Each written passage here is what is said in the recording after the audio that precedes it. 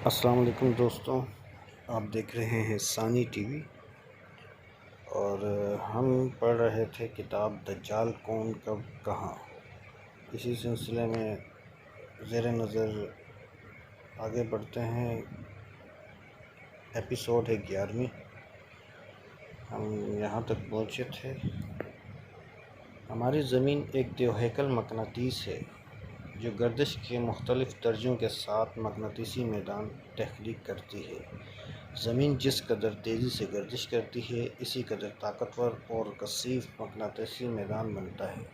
ایک اور قوت بھی ہے جو زمین کی گردش سے براہ راست تعلق رکھتی ہے، اور یہ زمین کی گمک کا تواتر ہے۔ یہ تواتر بنیادی گمک کا تواتر یا اسکیمن کیویٹی ریسونانس کہلاتا ہے۔ دوسرے لفظوں میں اسے زمین کی نبض بھی کہہ سکتے ہیں۔ اس کی شناخت 1899 میں ہوئی تھی۔ تب سے 1980 کے عشرے کے درمیان تک زمین کی نبض 7.8 ہرٹز یا 7 سائیکل فی سیکنڈ تھی، لیکن 1986 سے 87 کے بعد جب سے کورائرس کی فضا سے برنارڈ جے ایسٹل کے ایجاد کردہ آلات کے ذریعے چھیڑ چھاڑ شروع کی گئی، نبض کی رفتار میں تیزی آ گئی۔ 1995 کے آخر تک ایک اندازے کے مطابق یہ 8.6 ہرٹز تھی، اور اب سنا ہے کہ یہ 10 کے قریب پہنچ گئی ہے۔ اس میں مزید اضافہ ہو رہا ہے۔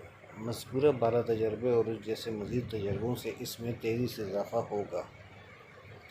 غالب امکان ہے کہ جب زمین کی گمک 13 سائیکلز فی سیکنڈ تک پہنچے گی تو ایک ایسا وقت آئے گا کہ مقناطیسی فیلڈ زیرو کے قریب ہو جائے گی۔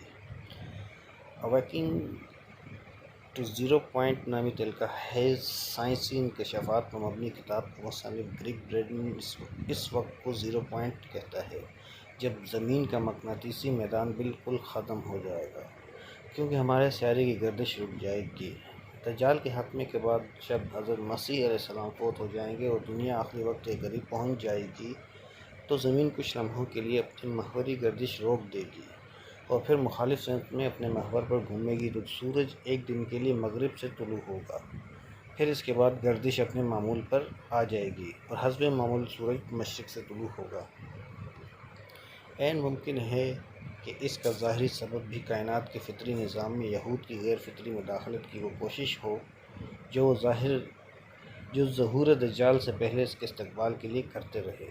اس کے کچھ اثرات تو زمین کی گردش تھم کر 3 دن تک متاثر ہو جانے سے ظاہر ہوں، اور کچھ اثرات دجال کی ہلاکت کے بعد قیامت سے ذرا پہلے ظاہر ہوں۔ یہ محض ایک امکانی توجیہ ہے، اس سے زیادہ کچھ نہیں۔ ہر چیز کا حقیقی سبب اللہ رب العزت کا حکم ہے۔ وہ قادر متعلق کسی ظاہری سبب کا محتاج نہیں، اور اگر کوئی چیز اس کے حقیقی حکم کا ظاہری سبب بن جائے تو یہ اس کی امر کن کی تکمیل کا ذریعہ ہے۔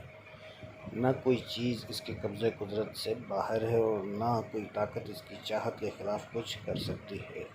اوپر جو کچھ لکھا گیا وہ یہ ناقص سمجھ کا ناقص اظہار ہے۔ حقیقت تو اللہ ہی بہتر جانتا ہے۔ یہاں اس ساری تفصیل کا مقصد ایک یاد دہانی ہے۔ حدیث شریف میں آتا ہے کہ 3 واقعات ایسے نمودار ہوں گے جو ایک دوسرے کے بعد رونما ہوں گے، اور پھر فارغ وقت والوں کے پاس بھی وقت نہ رہے گا۔ اللہ کے نبی صلی اللہ علیہ وسلم نے فرمایا، جب یہ 3 باتیں رونما ہوں گی تو پھر کسی ایسے شخص کا ایمان لانا اس کو فائدہ نہ دے گا جس نے پہلے ایمان قبول نہیں کیا تھا، یا اس نے اپنے ایمان سے کوئی خیر کا کام نہیں کیا تھا۔ 1 جب سورج اپنے غروب ہونے کے مقام سے طلوع ہونا شروع کر دے گا۔ 2 دجال نمودار ہوگا۔ 3 اور زمین کے جانور نمودار ہوگا۔